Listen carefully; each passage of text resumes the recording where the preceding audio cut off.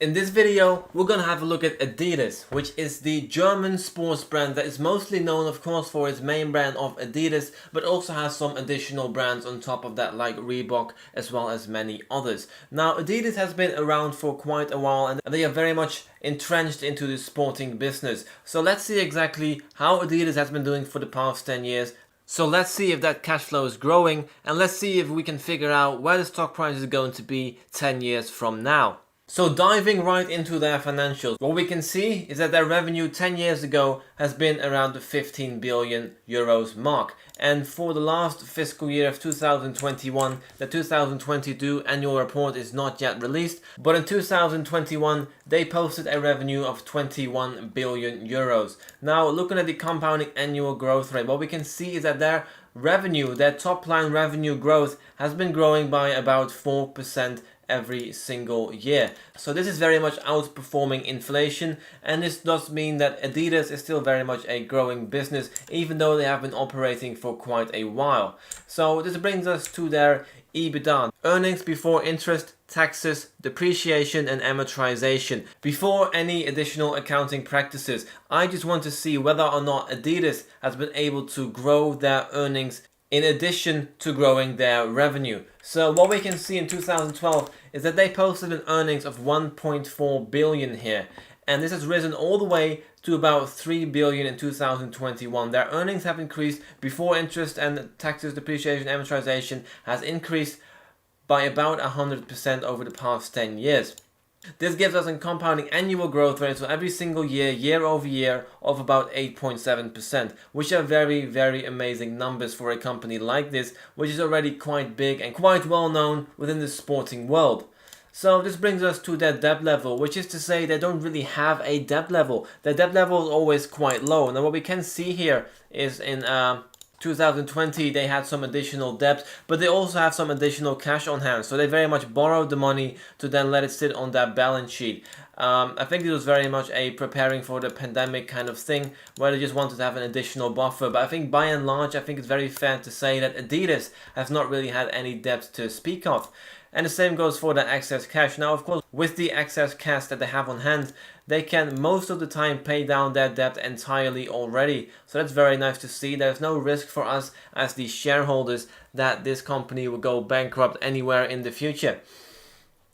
So this brings us to market cap and then to enterprise value. Now, enterprise value is the entire value of the business. It's the price on the stock market as seen here by market cap itself, to which we then add the debt and subtract the cash. Now, for Adidas, these numbers of cash and debt are very, very negligible compared to their market cap. And this is also why we see that their market cap has been growing very much in line with their enterprise value, because their debt level has not really been growing.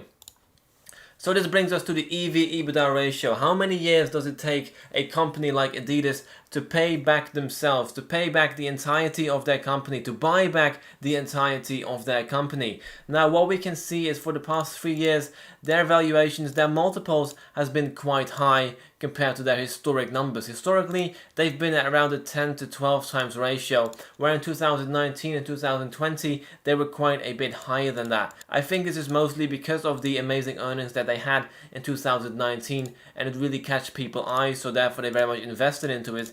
But I think 28 times is a bit overvalued for a company like this, just looking at these numbers, but we'll have a look at their valuation later on. Net debt to EBITDA, like I mentioned, there is nothing to speak of because that debt level is all quite low. So this brings me immediately to cash flow.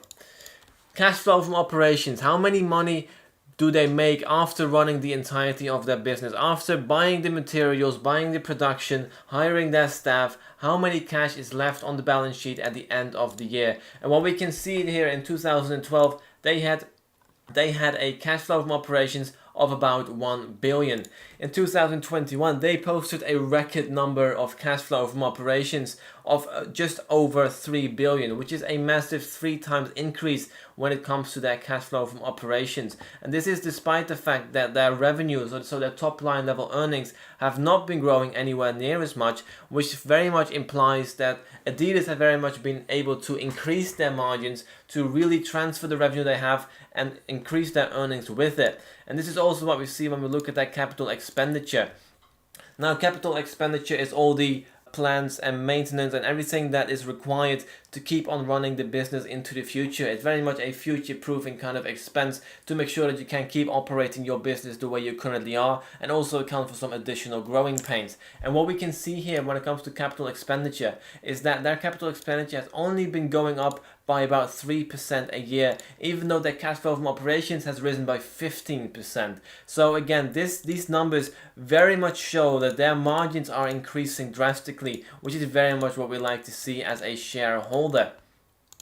So this brings us to their free cash flow. How much money do they have to play with at the end of the year to reward shareholders with, or just make some additional investments into their company? Now, most of the time free cash flow is used to either pay out a dividend, or to buy back shares, or to plan acquisitions, or to pay down their debt. Now, there's not really much debt to speak of, so this money can be used for the other three purposes, which is also very much what they have been doing historically.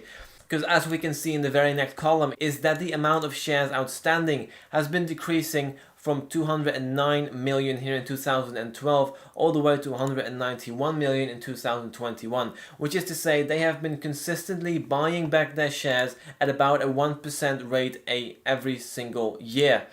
This is very, very, very attractive for us as a shareholder, because it very much increases our return. It increases our share of the company, even though we're not doing anything like buying additional shares. So this brings us to free cash flow per share, which is the amount of free cash flow which we then divide by the amount of shares outstanding. Now, what we can see here is that their free cash flow per share has been very much growing, even faster than free cash flow itself, which already grew by 19%, but because they also reduced their share count, their free cash flow per share is of course increasing. Now, we do see some ups and downs when it comes to their free cash flow, and this has a lot to do with them buying back their inventory or investing into future prospects. So of course, every now and again they have to buy back inventory for them to sell later down the line, and this is also what we see impacting these numbers. So it's a bit shaky from time to time, but I think overall there's a very growing trend here. It says 20% year over year, because with the starting number of €2.71, it has risen all the way to €14. Their absolute record year here in 2021 of €14.13. So this brings us then to the price per share, which I think very much reflects the amount of free cash flow that they have been able to produce in the past 10 years.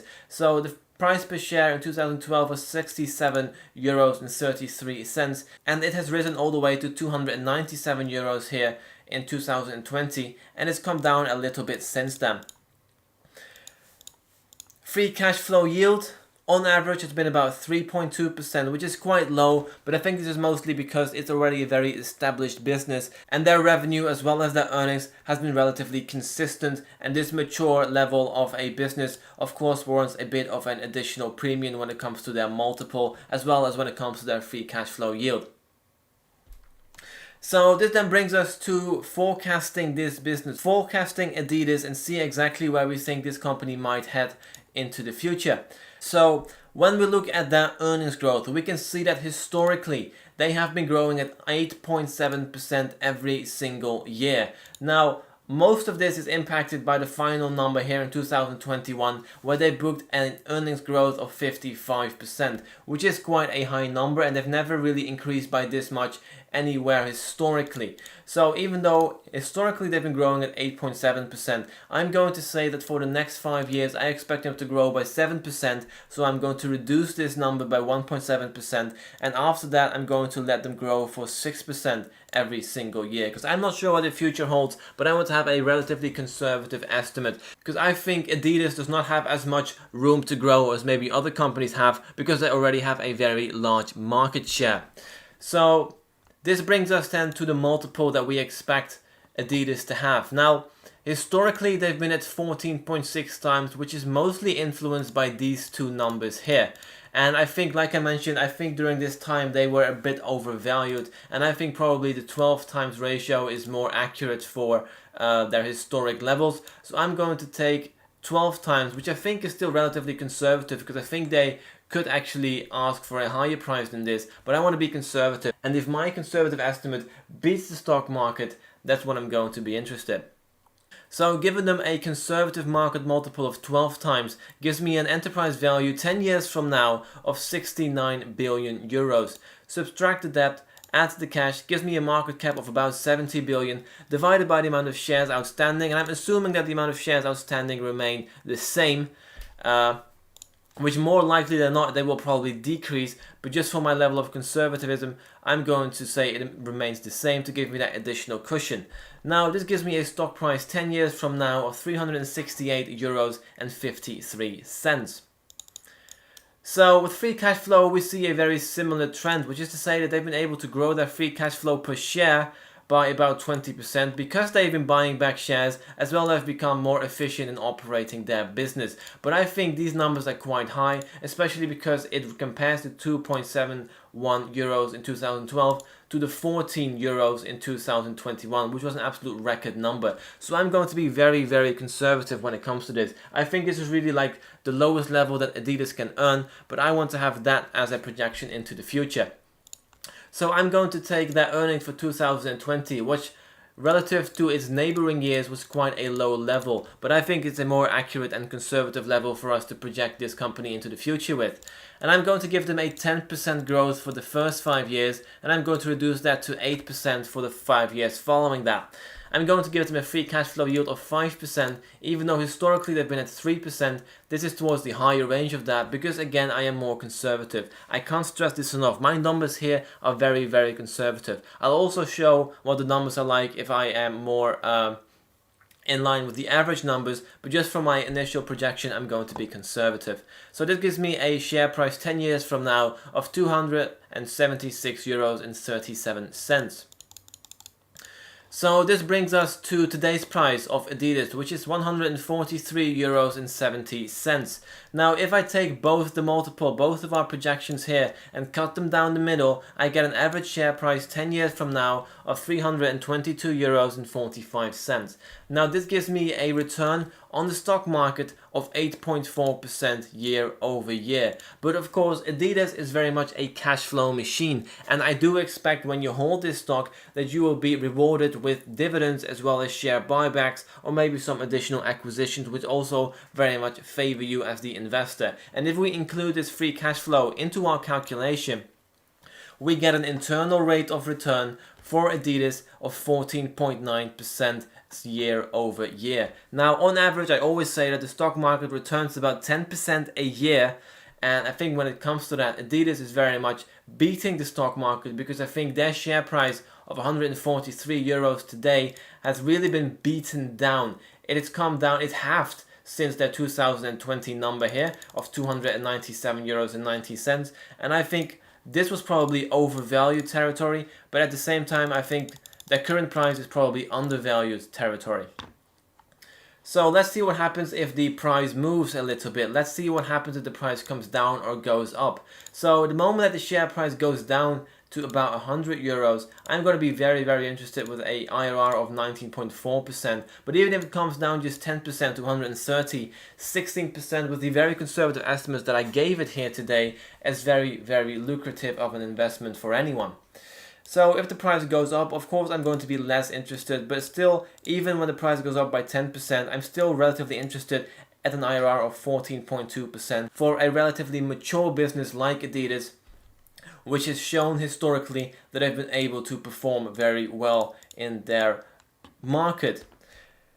So just to give you an indication of what happens if I give them the free cash flow that they had, let's say in 2019, so of 11 euros and 39 cents, I'm going to take these numbers, I'm going to take this number of free cash flow and I'm going to grow it by 15%, even though historically they've been doing 20%, but this is more in line with their historic average, and then I'm going to increase it by 12% afterwards. Now if I'm also going to reduce their free cash flow yield to 4% instead of 5%, we get a absolutely massive stock price 10 years from now with a stock market return by itself of 16.4% and an IRR, so when we include this cash flow which we just speculated here into the future, of 28.6%. Now these numbers are incredibly high, and any person would love to have this number as a return for the next 10 years. I think this is a bit on the high end because I don't think they were able to consistently provide this free cash flow, because historically they haven't, right? Historically they have been up, but then down a lot when they had to restock their inventory, when they had to do additional acquisitions, when they had additional costs that year. Of course their free cash flow is going to drop. So I think these numbers are not accurate in any way, shape or form, but it does give you an indication of exactly what can happen if Adidas continues with the growth that they've been having up until this point, and they're able to maintain this growth every single year. Now of course, if there are a few years here where their free cash flow is going to come down again, it changes that number drastically, and it very much depends on what you expect Adidas to do into the future. So that's why I give them a very conservative number. So I know the lowest thing I can expect, I think, from Adidas is probably this number, and this number still is very attractive to me as an investor, so I will definitely be having a look at more of the details when it comes to Adidas and how they operate their business. Now, this was Adidas. Thank you very much for watching. Don't forget to like, subscribe, and all that good stuff, and I'll see you in the next one. Cheerio!